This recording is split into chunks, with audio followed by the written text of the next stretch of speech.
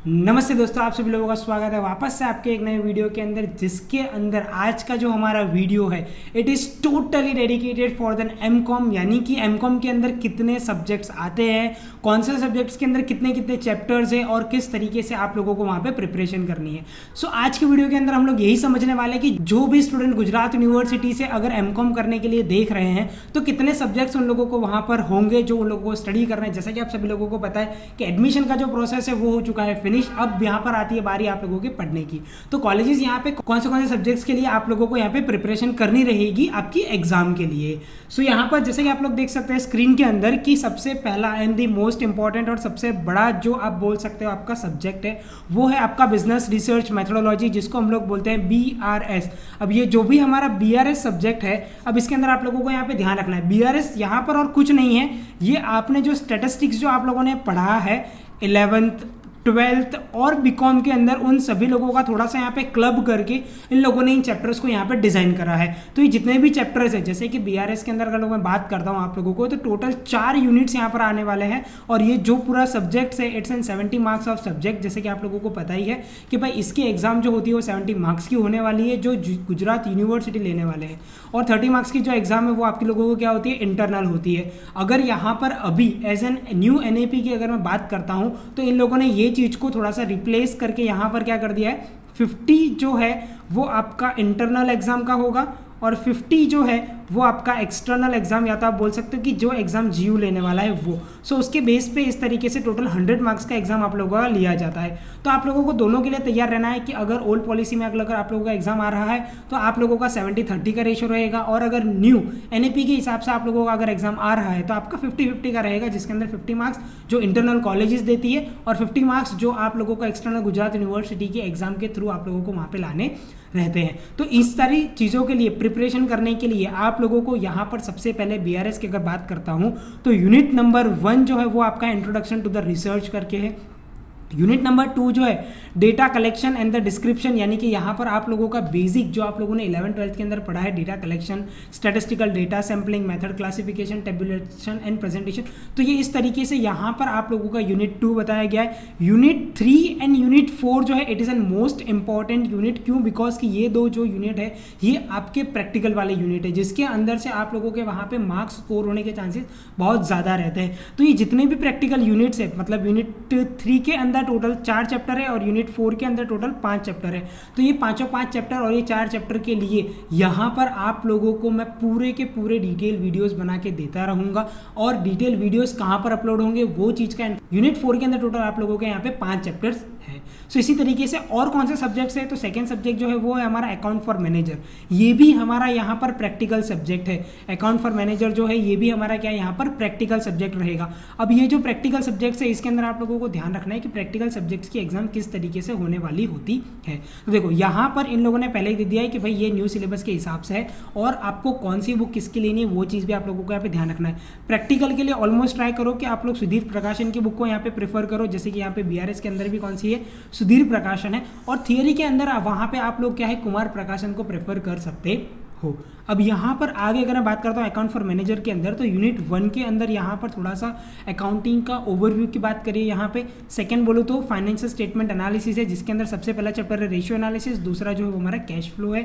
और यूनिट 3 के अंदर यहाँ पर बात करता हूँ यहाँ पे, तो उन लोगों ने लिख के दिया कि emerging and diversification of an accounting, जिसके अंदर यहाँ पर आप लोगों का इन्फ्लेशन अकाउंटिंग आ जाएगा, ह्यूमन रिसोर्स अकाउंटिंग आ जाएगा, एनवायरमेंटल अकाउंटिंग आ जाएगा, इकोनॉमिकल एनवायरमेंट अकाउंटिंग आ जाएगा। तो इस तरीके से यहाँ पर आप लोगों के डिफरेंट अकाउंटिंग जो है वो यूनिट 3 के अंदर आने वाले। यूनिट 4 की अगर मैं बात करता हूँ तो यहाँ पे कॉस्ट एंड मैनेजमेंट अकाउंटिंग, तो दोनों का क्लब आने वाला है यहाँ पर।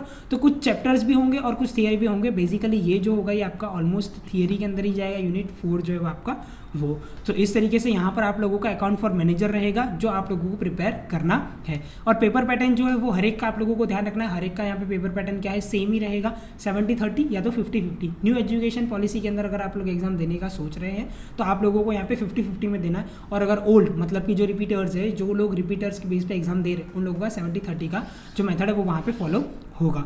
अब यहाँ पे नेक्स्ट अगर मैं बात करता हूँ तो नेक्स्ट जो सब्जेक्ट है वो है हमारा मार्केटिंग मैनेजमेंट, आप इसको बोल सकते हो। तो देखो मार्केटिंग मैनेजमेंट जो है it is an totally an theoretical subject, तो टेंशन लेने की आप लोगों को ज़रूरत नहीं है।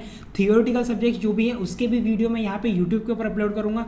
प्रैक्टिकल वीडियोज़ जो भी है या तो आप बोल सकते हो प्रैक्टिकल लेक्चर्स जो है उसके वीडियो जितने भी है वो मैंने अपनी एप्लीकेशन के ऊपर अपलोड किए हुए, तो वहाँ पे से जाके आप लोग उसे एक्सेस कर सकते हो। अब यहाँ पर अगर मैं बात करता हूँ मार्केटिंग मैनेजमेंट की, तो मार्केटिंग मैनेजमेंट के अंदर भी टोटल यहाँ पर 4 यूनिट्स अवेलेबल है और चारों 4 यूनिट जो है वो टोटली क्या है यहाँ पे थियरी है। जैसे कि यहाँ पर फर्स्ट जो है अंडरस्टैंडिंग द मार्केटिंग मैनेजमेंट क्या होता है, analysis, comparison and the competition, यानी कि आप लोगों को कंज्यूमर एंड कॉम्पिटिशन को यहाँ पर आप लोगों को क्या करना है, कंपेयर करना है। Creating and delivering the values, ये आपका यूनिट 3 रहेगा। यूनिट 4 है आपका communication values, managing the services and deciding the global market offering. तो इस तरीके से यहाँ पर ये जो है ये आपका यूनिट 4 है। मार्केटिंग मैनेजमेंट के अंदर भी आप लोगों के 4 यूनिट्स वहाँ पे आने वाले हैं। अब उसके बाद जो है वो है हमारा बिजनेस मैनेजमेंट। अब देखो बिजनेस मैनेजमेंट जो है ये भी हमारा थियोरेटिकल सब्जेक्ट्स है। अब इस थियोरेटिकल सब्जेक्ट्स के अंदर ये जो बिजनेस मैनेजमेंट है ना, ये मैं आप लोगों को बोल सकता हूँ कि आप लोगों ने जो 11th एंड 12th के अंदर वहाँ पे आप लोगों ने जो OCM या तो आप बोल सकते हो बिजनेस स्टडी जो आप लोगों ने किया है, ये उसका मिक्सचर है। यहाँ पर आप लोगों को वही सारे चैप्टर्स देखने के लिए मिल जाएंगे। जैसे कि अगर मैं बात करता हूँ सबसे पहले तो आप लोगों का इंट्रोडक्शन टू द मैनेजमेंट है। इसके अंदर भी यहाँ पर आप लोग देख सकते हो बहुत सारे डिफरेंट छोटे से जो है वो यूनिट्स या तो आप बोल सकते हो चैप्टर्स दे के रखे। सो इसी तरीके से यहाँ पर आप लोगों का चैप्टर नंबर 2 जो है वो आपका प्लानिंग है, लेकिन प्लानिंग के अंदर भी बहुत सारे छोटे चैप्टर्स हम लोगों ने इंक्लूड किए हुए हैं। चैप्टर नंबर 3 जो है वो है हमारा यहाँ पर लीडिंग या तो आप बोल सकते हो लीडरशिप। तो लीडरशिप के अंदर भी यहाँ पर उन लोगों ने डिफरेंट चैप्टर्स को क्या इंक्लूड किया है। यूनिट 4 जो है वो है हमारा यहाँ पे कंट्रोलिंग, और कंट्रोलिंग के अंदर भी यहाँ पे डिफरेंट यूनिट्स या तो आप बोल सकते हो चैप्टर्स को इंक्लूड किया है। सो इस तरीके से यहाँ पर क्या है आपका बिजनेस मैनेजमेंट जो है वो कुछ भी नहीं है। आपने जो बिजनेस स्टडी या तो आपने OCM जो पढ़ा था 12th के अंदर, उसका यहाँ पर क्या है ये मिक्सचर आप लोगों को यहाँ पे दे के रखा है।